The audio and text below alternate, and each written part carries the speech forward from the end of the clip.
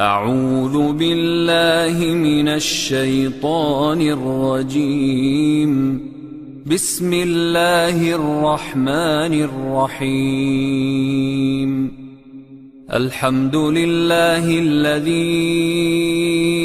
أنزل على عبده الكتاب ولم يجعل له عوجا قيما لينذر بأسا شديدا من لدنه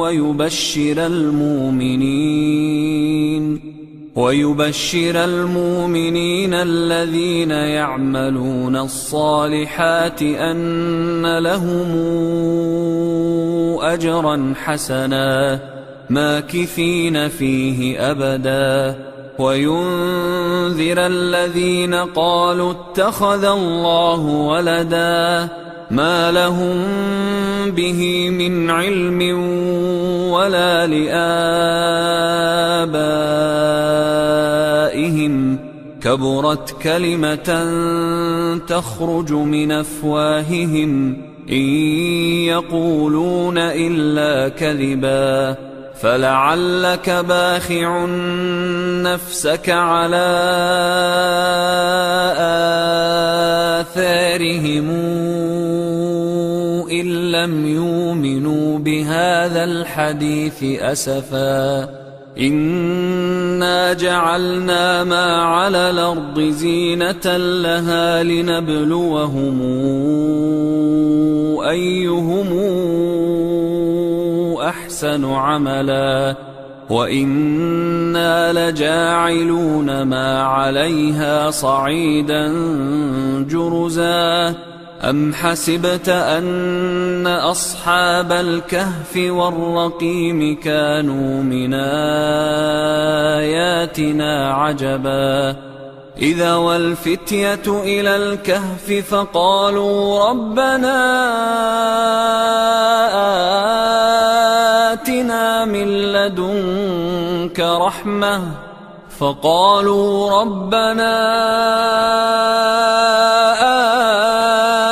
آتنا من لدنك رحمة وهيئ لنا من أمرنا رشدا فضربنا على آذانهم في الكهف سنين عددا ثم بعثناهم لنعلم أي الحزبين أحصى لما لبثوا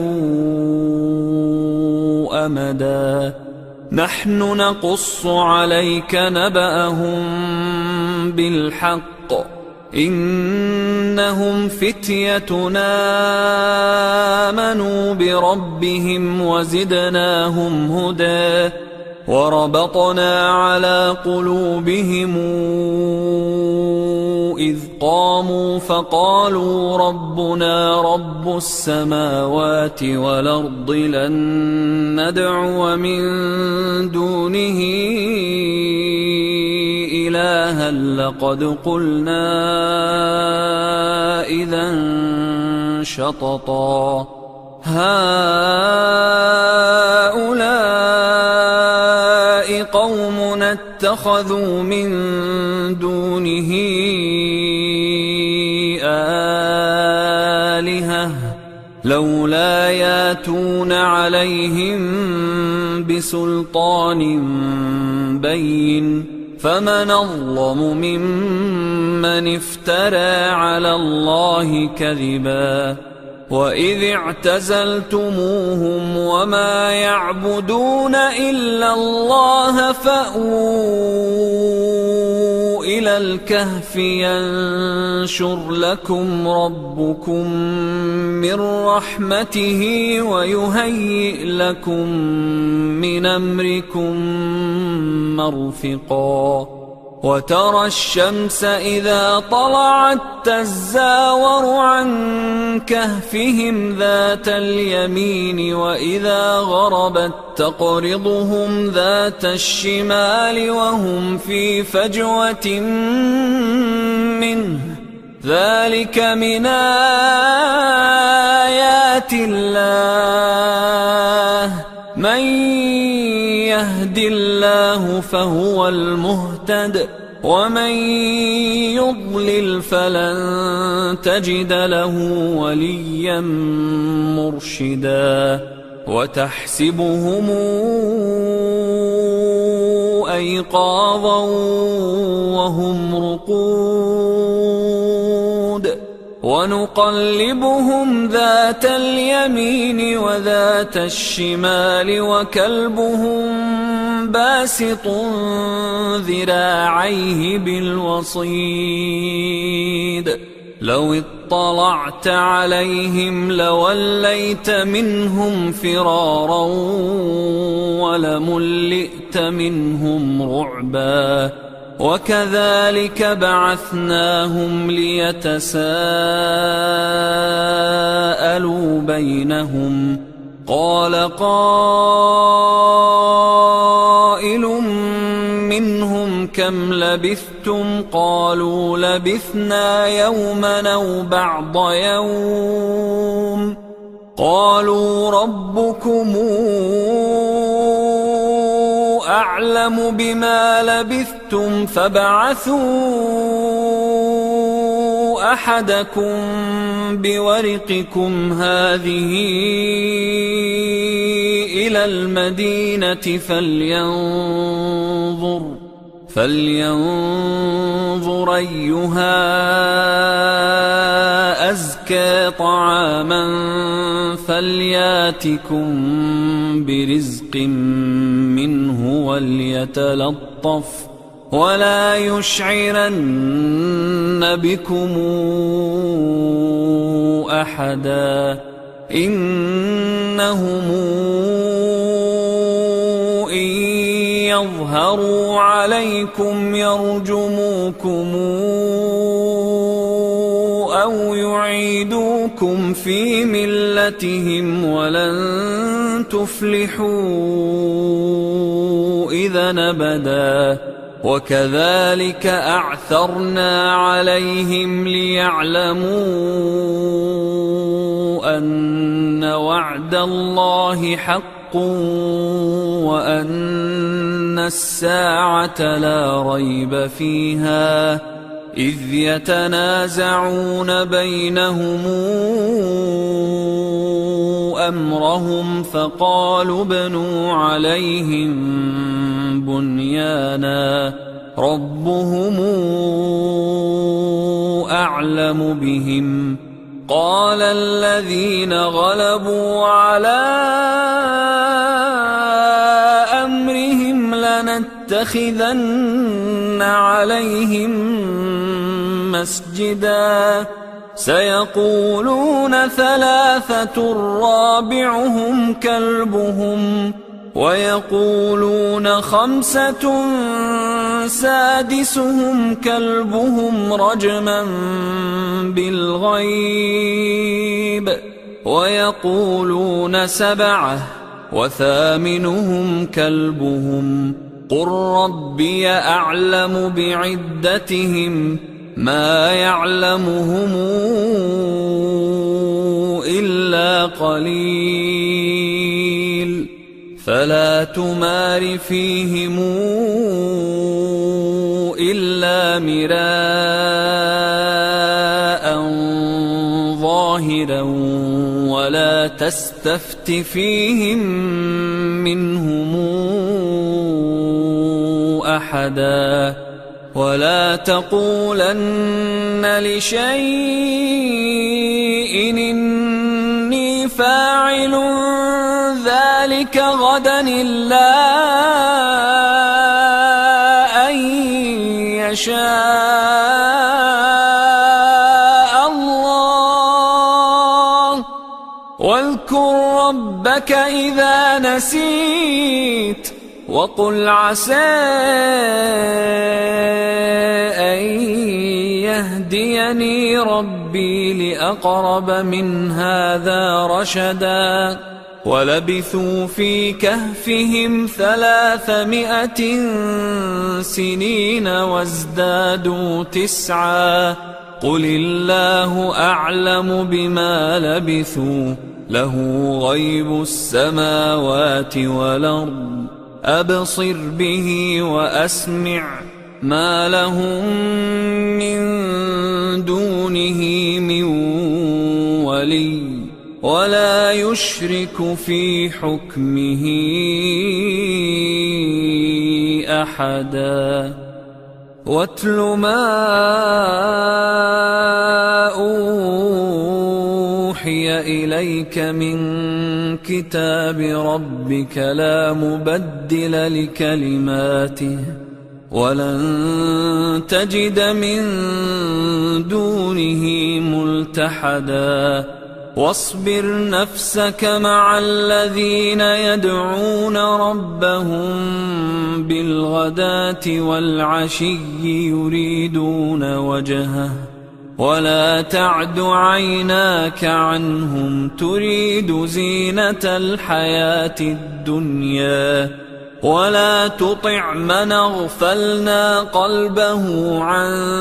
ذكرنا واتبع هواه وكان أمره فرطا وقل الحق من ربكم فمن شاء فليؤمن ومن شاء فليكفر إنا أعتدنا للظالمين نارا أحاط بهم سرادقها وإن يستغيثوا يغاثوا بماء كالمهل يشوي الوجوه بئس الشراب وساءت مرتفقا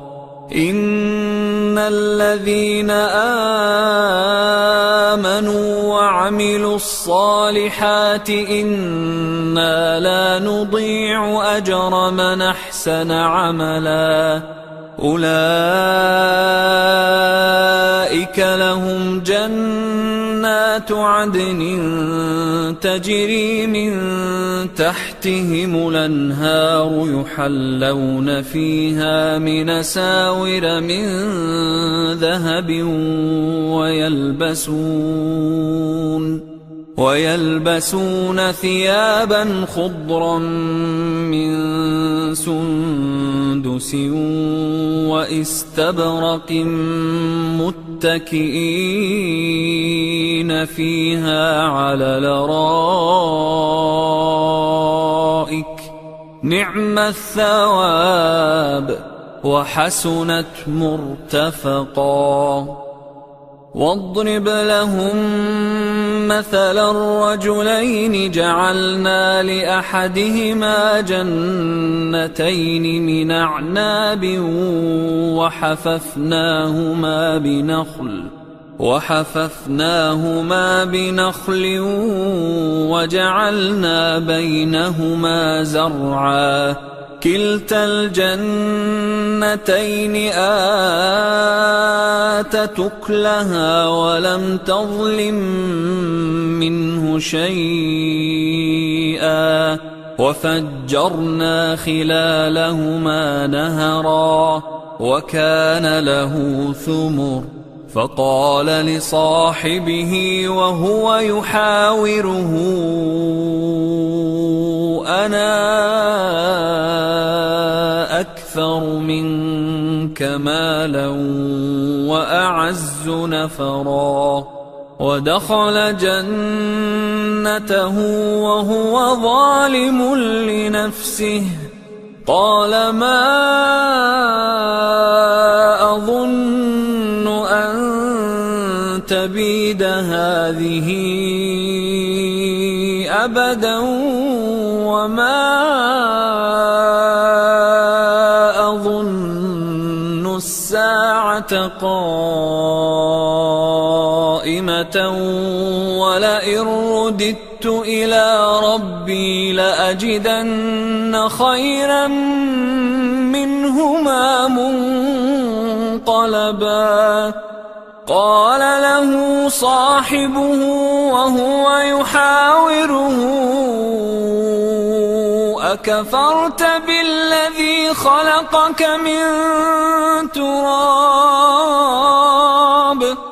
أكفرت بالذي خلقك من تراب ثم من نطفة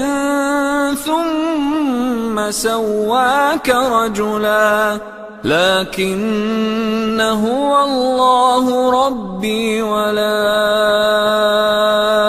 أشرك بربي أحدا ولولا إذ دخلت جنتك قلت ما شاء الله لا قوة إلا بالله إن ترني أنا أقل منك مالا وولدا فعسى ربي أن يؤتيني خيرا من جنتك ويرسل عليها حسبانا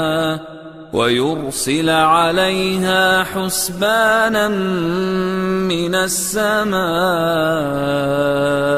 فتصبح صعيدا زلقا أو يصبح ماؤها غورا فلن تستطيع له طلبا وأحيط بثمره فأصبح يقلب كفيه على ما أنفق فيها وهي خاوية على عروشها ويقول يا ليتني لمشرك بربي أحدا ولم تكن له فئة ينصرونه من دون الله وما كان منتصرا هنالك الولاية لله الحق هو خير ثوابا وخير عقبا واضرب لهم مثل الحياة الدنيا كماء أنزلناه من السماء فاختلط به نبات الأرض فأصبح هشيما تذروه الرياح وكان الله على كل شيء مقتدرا المال والبنون زينة الحياة الدنيا والباقيات الصالحات خير عند ربك ثوابا وخير نملا ويوم نسير الجبال وترى الأرض بارزة وحشرناهم فلم نغادر منهم أحدا وعرضوا على ربك صفا لقد جئتمونا كما خلقناكم أول مرة بل زعمتم أن لن نجعل لكم موعدا ووضع الكتاب فترى المجرمين مشفقين مما فيه ويقولون يا ويلتنا ما لهذا الكتاب لا يغادر صغيرة ولا كبيرة إلا أحصاها ووجدوا ما عملوا حاضرا ولا يظلم ربك أحدا وإذ قلنا للملائكة اسجدوا لآدم فسجدوا إلا إبليس كان من الجن ففسق عن أمر ربه أفتتخذونه وذريته أولياء من دوني وهم لكم عدو بئس للظالمين بدلا ما أشهدتهم خلق السماوات والأرض ولا خلق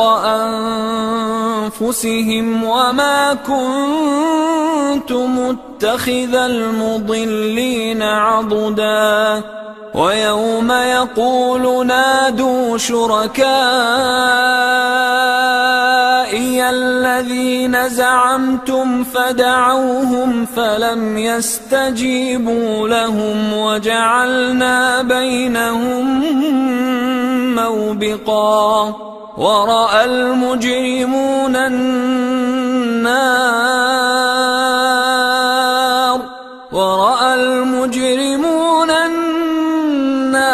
فظنوا أنهم مواقعوها ولم يجدوا عنها مصرفا ولقد صرفنا في هذا القرآن للناس من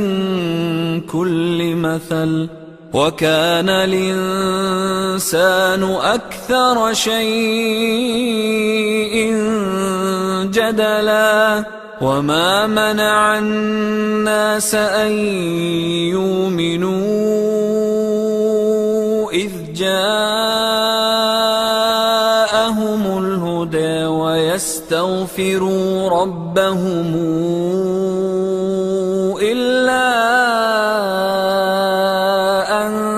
تأتيهم سنة الأولين أو يأتيهم العذاب قبلا وما نرسل المرسلين إلا مبشرين ومنذرين ويجادل الذين كفروا بالباطل ليدحضوا به الحق واتخذوا آياتي وما أنذروا هزؤا ومن أظلم ممن ذكر بآيات ربه فأعرض عنها ونسي ما قدمت يداه إنا جعلنا على قلوبهم أكنة أن يفقهوه وفي آذانهم وقرا وإن تدعهم إلى الهدى فلن يهتدوا إذا أبدا وربك الغفور ذو الرحمة لو يواخذهم بما كسبوا لعجل لهم العذاب بل لهم موعد لن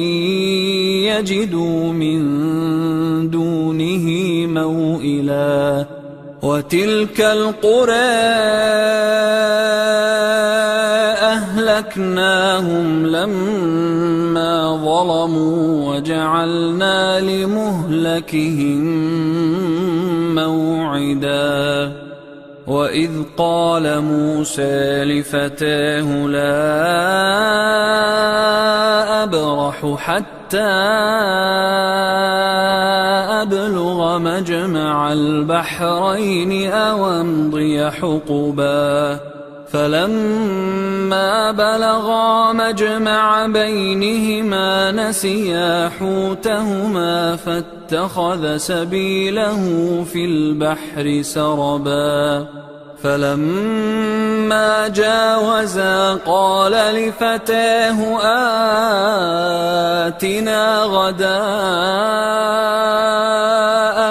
لقد لقينا من سفرنا هذا نصبا قال أرأيت إذا وينا إلى الصخرة فإني نسيت الحوت وما أنسانيه إلا الشيطان أن أذكره واتخذ سبيله في البحر عجبا قال ذلك ما كنا نبغ فارتدا على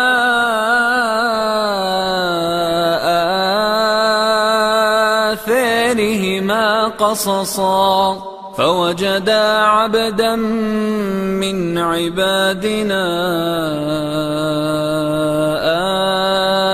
آتيناه رحمة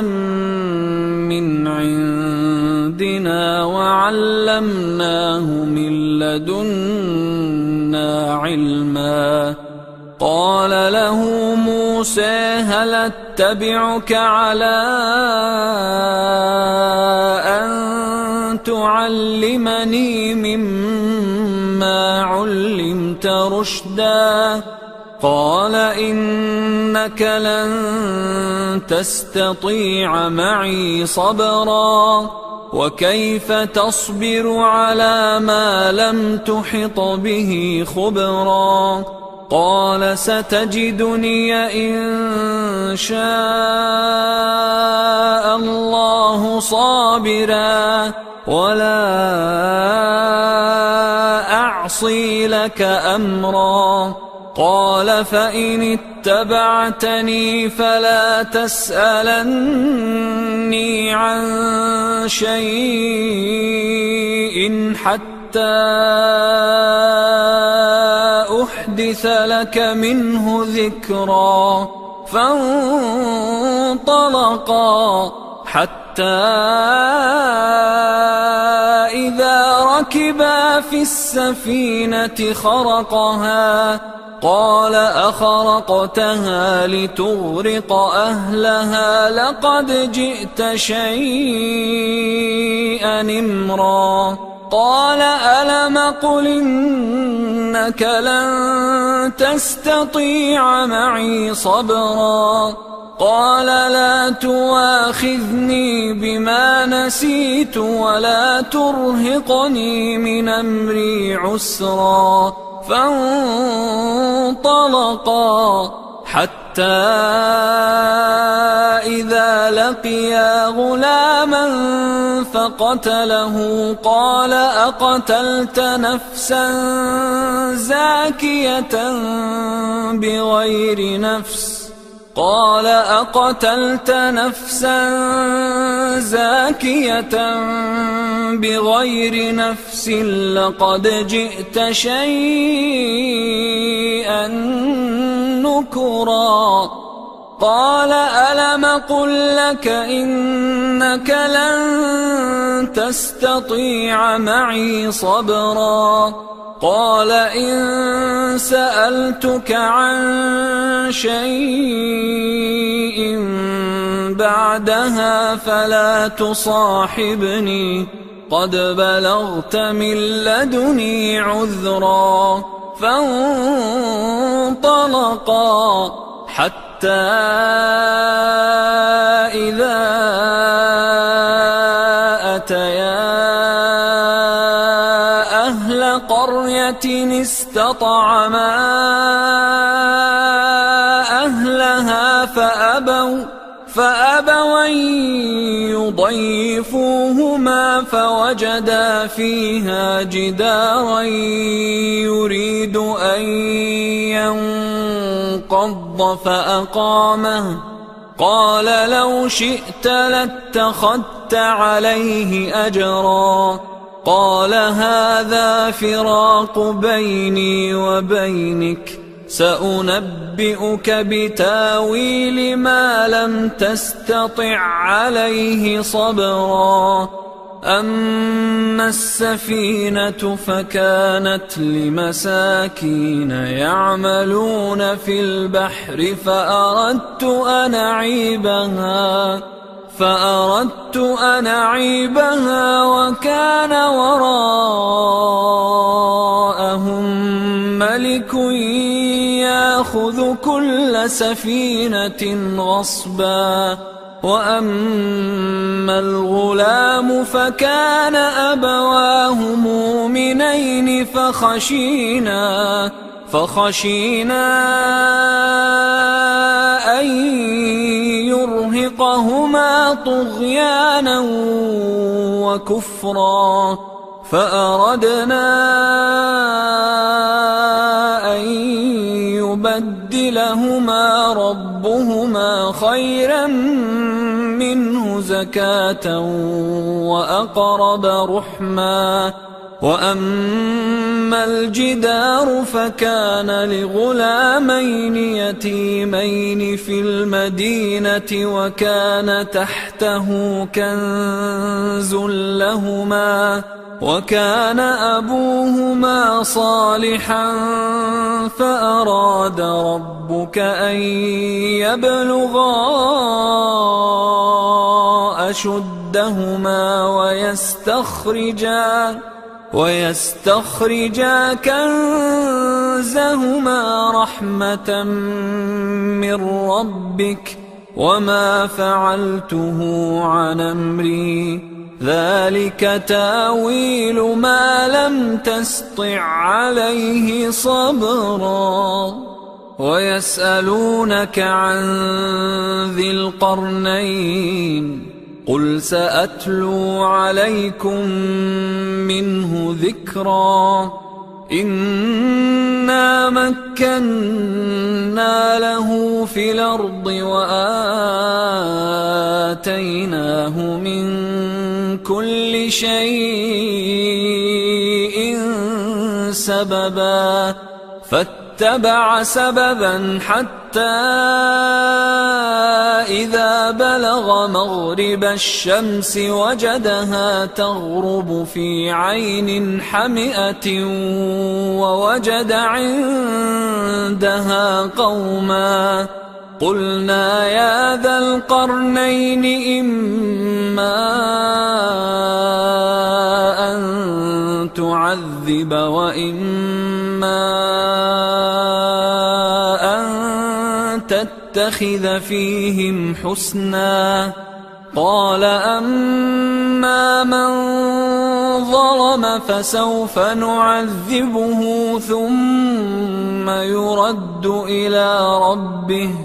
ثم يرد إلى ربه فيعذبه عذابا نكرا وأما من آمن وعمل صالحا فله جزاء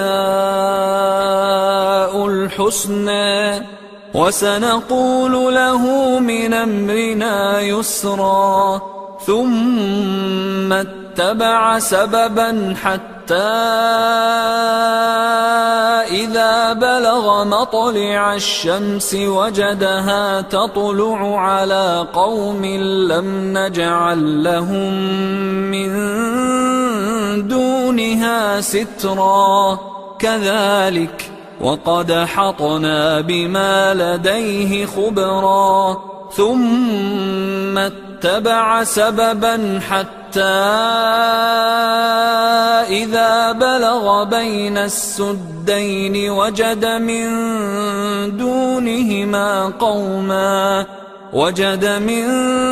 دونهما قوما لا يكادون يفقهون قولا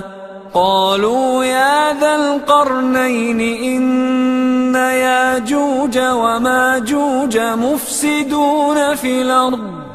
إن ياجوج وماجوج مفسدون في الأرض فهل نجعل لك خرجا على أن تجعل بيننا وبينهم سدا قال ما مكني فيه ربي خير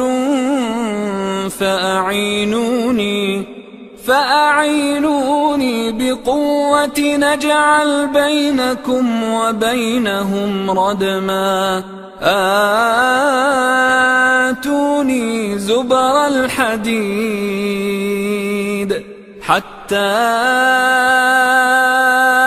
إذا ساوى بين الصدفين قال انفخوا حتى إذا جعله نارا قال آتوني أفرغ عليه قطرا فما استطاعوا أن يظهروه وما استطاعوا له نقبا قال هذا رحمة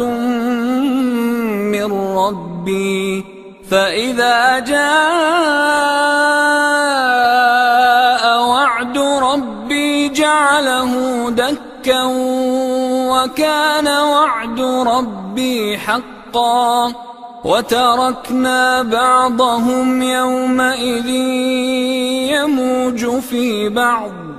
ونفخ في الصور فجمعناهم جمعا وعرضنا جهنم يومئذ للكافرين عرضا الذين كانت أعينهم في غطاء عن ذكري وكانوا لا يستطيعون سمعا أفحسب الذين كفروا أن يتخذوا عبادي من دوني أولياء إنا أعتدنا جهنم للكافرين نزلا قل هل ننبئكم بالأخسرين أعمالا الذين ضل سعيهم في الحياة الدنيا وهم يحسبون أنهم يحسنون صنعا أولئك الذين كفروا بآيات ربهم ولقائه أولئك الذين كفروا بآيات ربهم ولقائه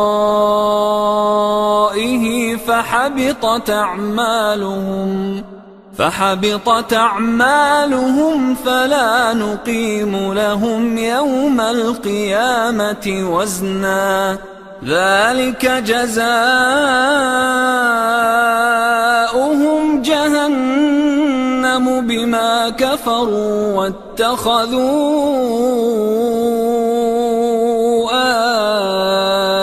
آياتي ورسلي هزؤا إن الذين آمنوا وعملوا الصالحات كانت لهم جنات الفردوس نزلا خالدين فيها لا يبغون عنها حولا قل لو كان البحر مدادا لكلمات ربي لنفد البحر قبل أن تنفد كلمات ربي ولو جئنا بمثله مددا قل إنما أنا بشر مثلكم يوحى إلي أنما إلهكم إله واحد فمن كان يرجو لقاء ربه فليعمل عملا صالحا ولا يشرك بعبادة ربه أحدا.